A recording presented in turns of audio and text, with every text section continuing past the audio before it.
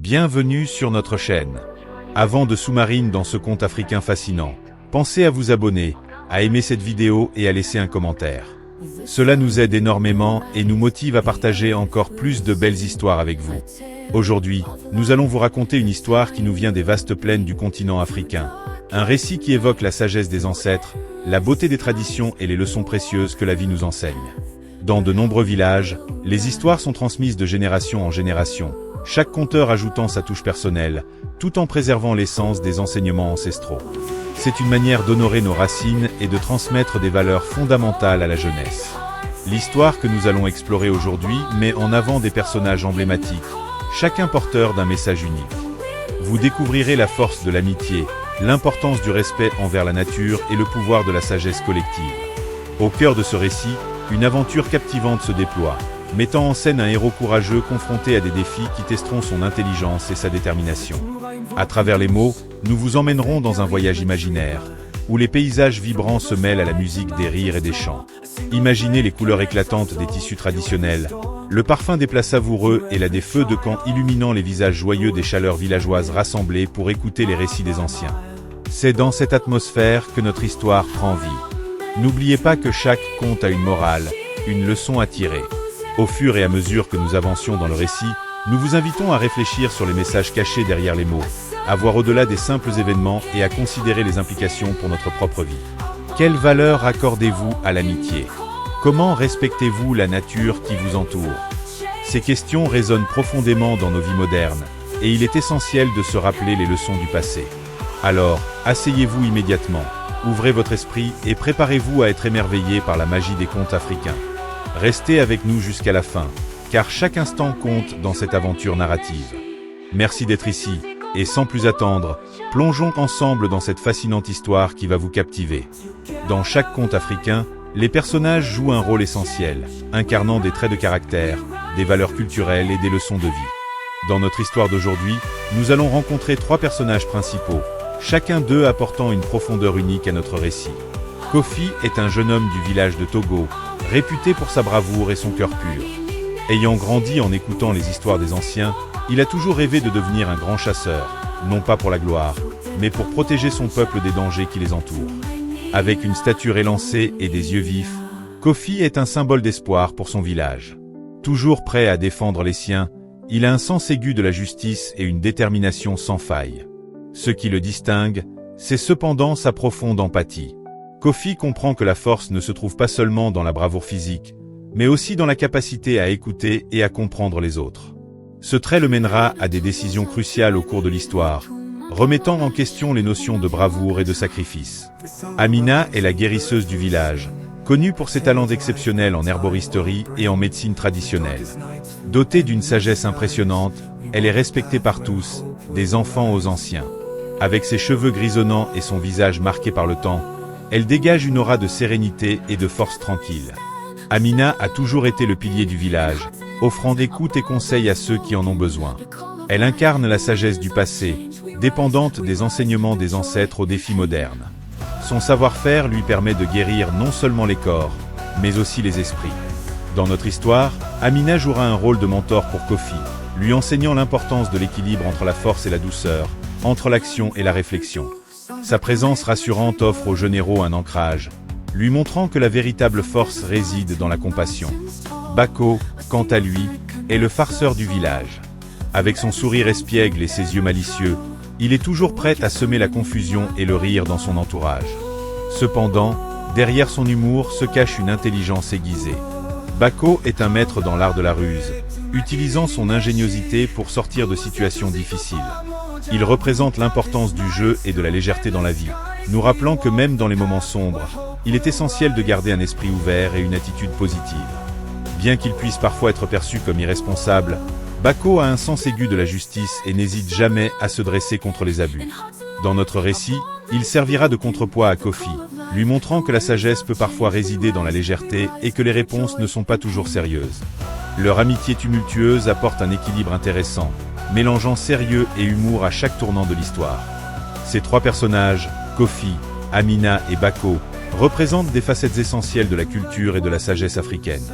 Leurs parcours entrelacés nous permettront d'explorer des thèmes universels tels que la bravoure, la sagesse, la compassion et le lien entre l'humour et la vérité.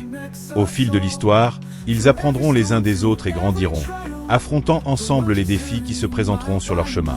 Préparez-vous à les suivre dans une aventure riche en leçons de vie, où chaque personnage apportera sa propre voix et sa propre perspective à la quête commune qui les unit. Restez avec nous, car chaque instant de leur voyage sera rempli de surprises et de sagesse à découvrir. Dans le cœur vibrant du village de Togo, où les rivières scintillaient sous le soleil doré et où les chants des oiseaux se mêlent à ceux des villageois, vivait un jeune homme nommé Kofi. Ce village, enserré entre les majestueuses montagnes et la verdoyante savane, était un lieu où les traditions anciennes se mêlaient à des rêves modernes. Kofi était devenu le héros de son peuple, non par des actes de bravoure éclatants, mais par la force de son cœur et son désir ardent de protéger ceux qu'il aimait. Un matin, alors que le soleil se levait lentement à l'horizon, Kofi se tenait au bord du fleuve, contemplant son reflet dans l'eau claire. Ce jour-là, il avait décidé de partir à la chasse, non pas pour prouver sa force, mais pour apporter de quoi nourrir sa famille et son village. Avec son arc fait main, orné de plumes colorées, il s'enfonça dans la forêt dense, écoutant attentivement la symphonie de la nature qui l'entourait. Les vieux chênes, témoins silencieux des siècles passés, semblaient murmurer des secrets à ceux qui savaient écouter. Alors qu'il avançait, Kofi repensa aux sages paroles d'Amina, la guérisseuse du village. Elle lui avait souvent dit, au-delà de la force physique, la force véritable réside dans la patience et l'observation. Ces mots résonnaient dans son esprit alors qu'il marchait prudemment, veillant à ne pas troubler la tranquillité de la forêt. Chaque pas était un acte de respect envers la nature, une danse silencieuse entre l'homme et l'environnement. Soudain, un bruissement dans les buissons attire son attention. Kofi se figea et retint son souffle. Ses yeux se posèrent sur un groupe de gazelles, gracieux et alertés, qui paissaient paisiblement. Il observe leurs mouvements, admirant leur beauté et leur agilité. Au lieu de tirer son arc, Kofi choisit de les admirateurs, réalisant que le véritable bonheur ne résidait pas seulement dans la chasse, mais aussi dans l'appréciation de la vie elle-même. Après quelques heures de marche, Kofi s'enfonça plus profondément dans la forêt, de plus en plus loin des sentiers familiers. Il s'arrête un instant pour boire de l'eau d'une source claire, lorsqu'il aperçut un mouvement furtif derrière un arbre. Une silhouette étrange s'approche. C'était Bako, le farceur du village, qui avait un sourire étincelant sur les lèvres et un éclat épiègle dans les yeux. « Et voilà notre héros. Que fais-tu ici, Kofi? Chasser ou jouer aux aventuriers ?» lance-t-il en riant. Kofi, surpris mais amusé, a répondu. « Je suis ici pour chasser, mais il semble que tu sois déjà en train de me voler le spectacle. » Bako s'approcha avec une démarche légère, et ensemble, ils continuèrent à marcher. Bien que Kofi ait un mets précis, il appréciait la compagnie de Bako. Ce dernier avait une manière de rendre même les moments les plus banals vibrants de vie par ses histoires drôles et ses blagues. En chemin, Bako raconte des histoires de ses propres aventures dans le village, de ses ruses pour éviter les corvées et des farces qu'il jouait aux villageois. Kofi ne pouvait s'empêcher de rire. Cependant, alors qu'il s'enfonçait dans la forêt, une ombre plus sombre se profila à l'horizon. Un bruit de branches cassées les fit s'arrêter. Un frisson parcourut l'échine de Kofi. « Qu'est-ce que c'est » exigea-t-il, les sens en alerte. Bako, avec son audace habituelle, s'approche, doué à découvrir l'origine du bruit. Ils se rapprochèrent lentement, et bientôt, ils découvrirent une scène troublante. Un groupe de braconniers, armés et dangereux, s'affairait autour d'un feu, discutant de leurs plans sinistres pour capturer des animaux sauvages du village. Kofi sentit la colère monter en lui. Il savait que ces hommes représentaient une menace pour la faune et la flore, et il ne pouvait rester inactif face à cette injustice. « Nous devons prévenir Amina et les autres » murmura Kofi, le cœur battant. Bako acquiesça, bien que son esprit farceur lui soufflait de concocter un plan audacieux pour contrer les braconniers. Ensemble, ils décidèrent de retourner au village, mais ils devaient être prudents. En chemin, les deux amis élaborèrent un plan. Kofi, armé de sa bravoure et de son sens de la justice, agirait en tant que leader, tandis que Bako, avec son esprit vif, utiliserait sa ruse pour distraire les braconniers. Il savait qu'il ne pouvait pas les affronter directement sans soutien, mais il pourrait peut-être utiliser l'élément de surprise à leur avantage. De retour au village, ils se dirigèrent directement vers la maison d'Amina, où les villageois étaient rassemblés. La guérisseuse, avec son air sage et serein, les accueillit avec une expression attentive. Kofi explique rapidement la situation, décrivant les braconniers et leur intention de capturer des animaux. Amina, le visage grave, comprend immédiatement la gravité de la situation. « Nous devons nous unir », déclare-t-elle. « Ces braconniers ne doivent pas nuire à notre terre. Rassemblons nos forces et préparons-nous à les affronter. » Les villageois, renforcés par la détermination d'Amina et l'énergie de Kofi et Bako, se mirent au travail pour préparer un plan d'action. La nuit tombe rapidement sur le Togo, et un frisson d'excitation parcourt le village. Les habitants se réunissent autour du grand feu du village, partageant des histoires de courage et d'unité. Kofi, animé par l'esprit de la communauté, parle de leur mission à venir et de l'importance de protéger leur terre. « Ensemble, nous sommes plus forts », déclare-t-il avec ferveur. « Nous devons défendre notre maison, non seulement pour nous, mais aussi pour les générations futures. » Les villageois l'écoutaient avec attention, leur cœur battant à l'unisson. Bako, ne pouvant s'empêcher de faire une blague pour détendre l'atmosphère, s'exclama. « Et si nous décorons les braconniers avec des fleurs avant de leur faire peur? Ils ne sauront plus s'ils sont à une chasse ou à un bal. » Les rires fusèrent autour du feu, apportant un moment de légèreté. La réunion se termine par un sentiment d'unité et de détermination. Les villageois se préparèrent, prêts à défendre leur terre. Kofi, Amina et Bako se regardèrent, conscients que leur aventure ne faisait que commencer. Ensemble, ils allaient affronter l'inconnu, armés non seulement de courage, mais aussi de la force de leur communauté et de leur amitié. Ainsi commença leur quête, une aventure qui les mènerait à découvrir non seulement la bravoure qui réside en eux, mais aussi les liens indéfectibles qui unissent les cœurs d'un village. Les étoiles brillaient dans le ciel nocturne, témoignant des promesses d'un nouveau jour à venir, une lutte pour la justice et la protection de leur patrimoine. Restez avec nous, car le véritable défi n'est pas encore apparu, et les leçons à apprendre seront nombreuses. La nuit était tombée sur le village, enveloppant Togo d'un manteau d'obscurité et de mystère. Les étoiles scintillaient brillamment dans le ciel, témoignant des espoirs et des peurs qui habitaient le cœur des villageois. Kofi, Amina et Bako, entourés de leurs amis, se regroupaient pour finaliser leur plan avant l'aube. L'atmosphère était chargée d'électricité. Chacun savait que le moment de passer à l'action approchait. Kofi, avec son courage habituel, prend la parole. « Nous devons nous diviser en groupes. Amina, tu dirigeras ceux qui resteront ici pour protéger le village. Bako et moi, nous irons déranger les braconniers, créer une diversion. » Son regard était déterminé, et les villageois acquiesçaient avec sérieux. Amina, la sagesse incarnée, hocha la tête. « Soyez prudents. La ruse est votre meilleur allié, mais la prudence est vitale. Si nous devons les confronter, faisons-le avec intelligence. » Son ton était à la fois ferme et réconfortant, et cela insuffla une motivation supplémentaire à Kofi et Bako. Le plan se dessina rapidement. Au cœur de la nuit, Kofi et Bako se glissèrent hors du village, leur cœur battant à l'unisson. Alors qu'ils avançaient dans la forêt, le silence pesant était ponctuel par le bruissement de leurs pas sur les feuilles. Bako, la tension palpable, murmura avec un clin d'œil, prêt à jouer les héros. Kofi sourit, mais sa détermination était inébranlable. Ils arrivèrent bientôt au camp des braconniers, dissimulés derrière des buissons épais. Le feu crépitait, projetant des ombres dansantes autour d'eux. Kofi observe le groupe de braconniers, leur attitude désinvolte montrant qu'ils ne s'attendaient pas à une confrontation. L'un d'eux, un homme au visage buriné, racontait des histoires de chasse glorieuses, sa voix rauque trahissant un sentiment de supériorité. « Prêt ?» demanda Kofi, son cœur palpitant. Bako acquiesça, ajustant son arc. Cependant, avant qu'il ne puisse agir, un bruit inattendu émergea des profondeurs de la forêt. Un grand animal, un éléphant majestueux, surgit à travers les arbres, attiré par la lumière du feu. La scène était à la fois belle et tragique.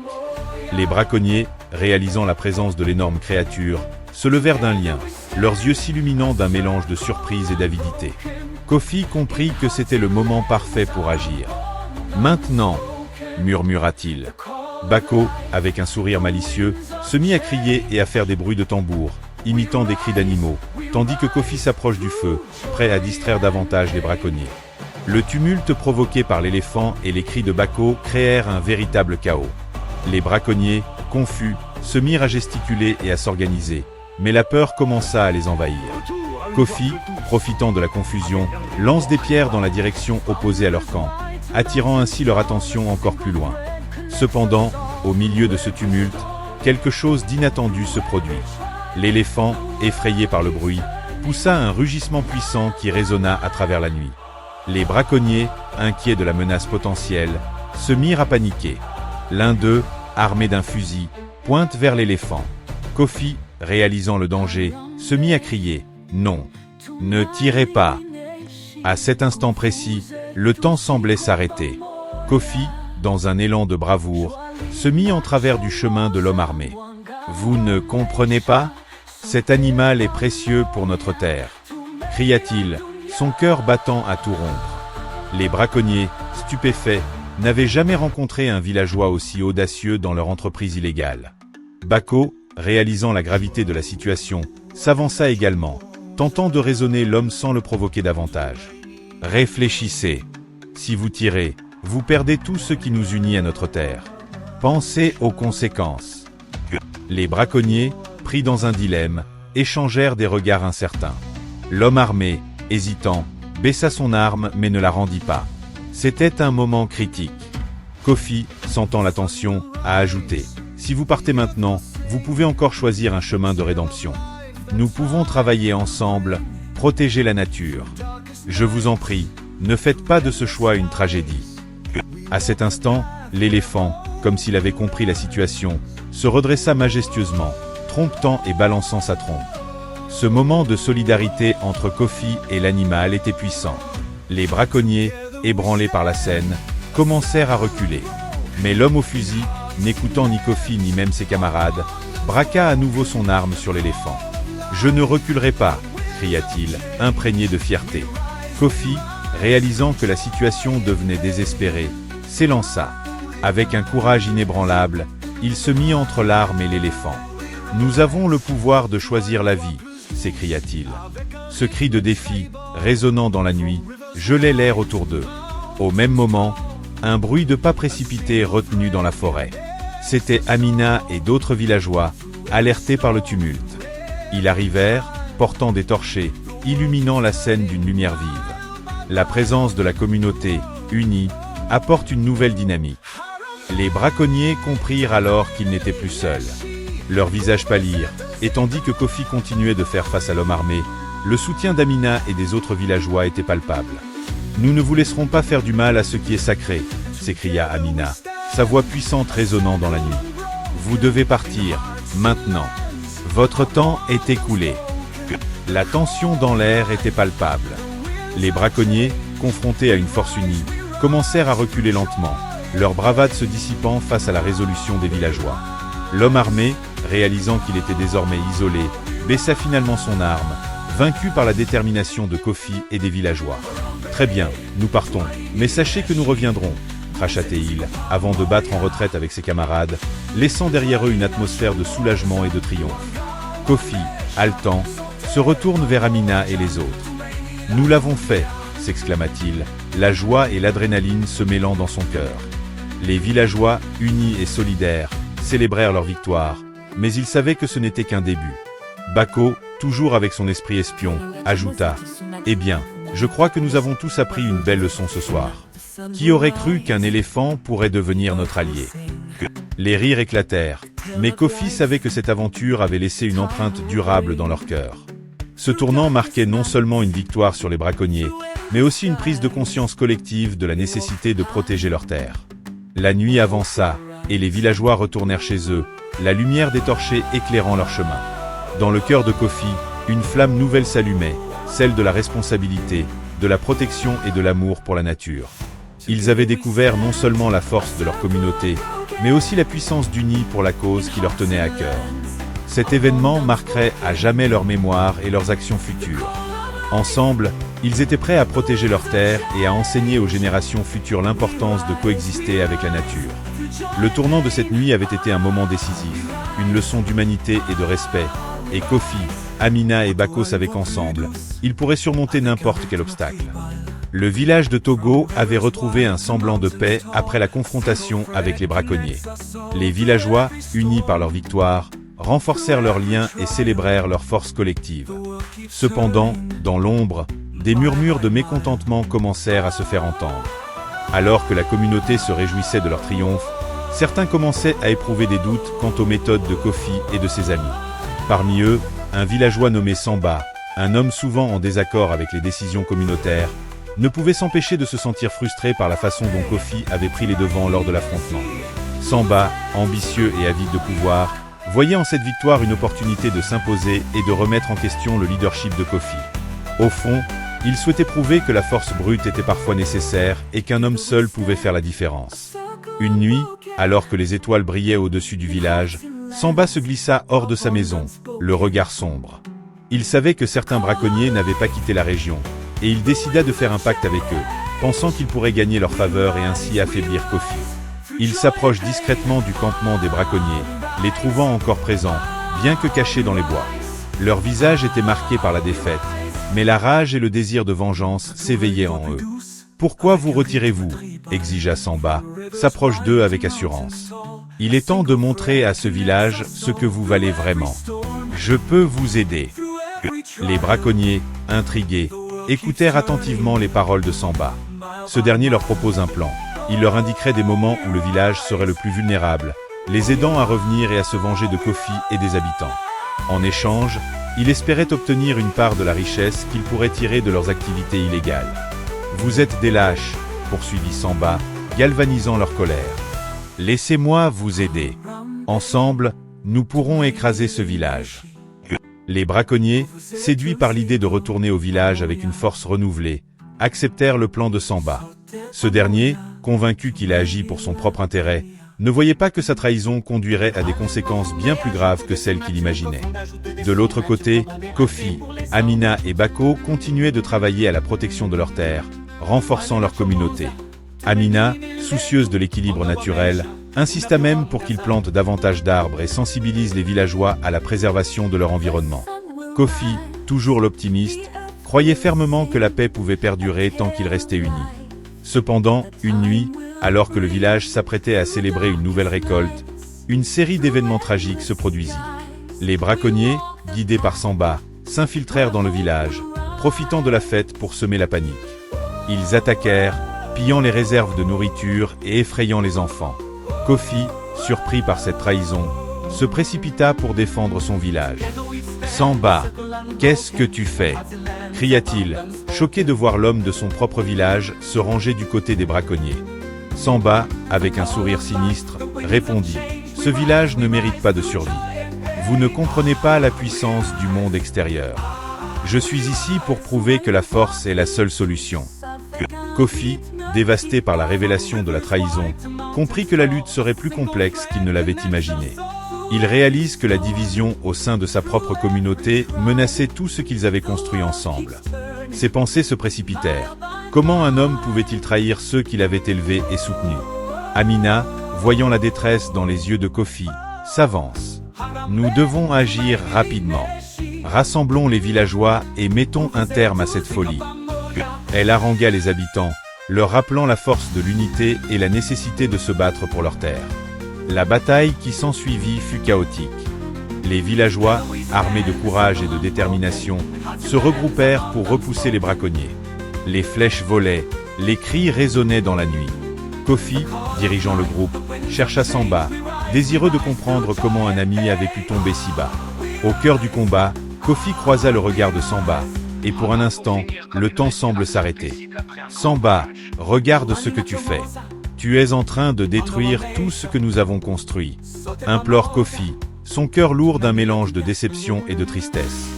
Mais Samba, aveuglé par sa quête de pouvoir et son ressentiment, ne recula pas. « Je ne fais qu'adopter la réalité, Kofi. Vous êtes trop naïf pour comprendre. » cria-t-il, déterminé à poursuivre son chemin destructeur. La trahison de Samba ne représentait pas seulement un affront personnel, mais une menace existentielle pour le village. Les villageois, renforcés par l'esprit de solidarité, se battent avec une ferveur renouvelée.